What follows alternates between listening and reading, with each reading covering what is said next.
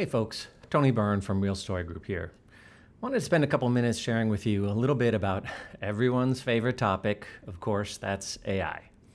In this case though, AI for digital and marketing. Now, if you're a MarTech or digital leader, you're getting bombarded with messaging and advice and aspirations around AI.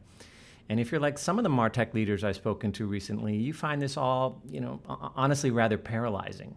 On the one hand, you're seeing some decent pilots emerge across your stack, and that's good. But on the other hand, many of those pilots won't scale, or they won't scale in a cost-effective way. Now, the grand and epic visions about the future of digital with AI are, in many cases, still quite removed from your day-to-day experiences.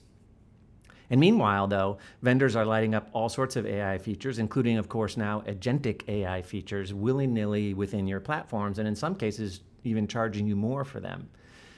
So you might sense amid all this that the sum total of all these tactics aren't quite adding up to a real strategy.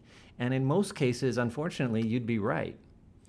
Now, at Real Story Group, we think that a productive strategy needs to be grounded in several things. First, a realistic view of your capacity and readiness. Then, how and where AI should be seated in your broader stack as opposed to just within discrete applications. And then, importantly, what are the highest value business use cases and how do you matrix those against cost, effort, and risk? And then finally, how does all that play out in a real strategy and roadmap that proves actual value?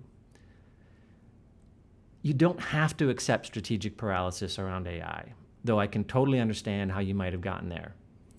At Real Story Group, we'll listen first, ask a lot of questions, then work with you to develop an actionable AI strategy. Just contact us at realstorygroup.com. See you next time.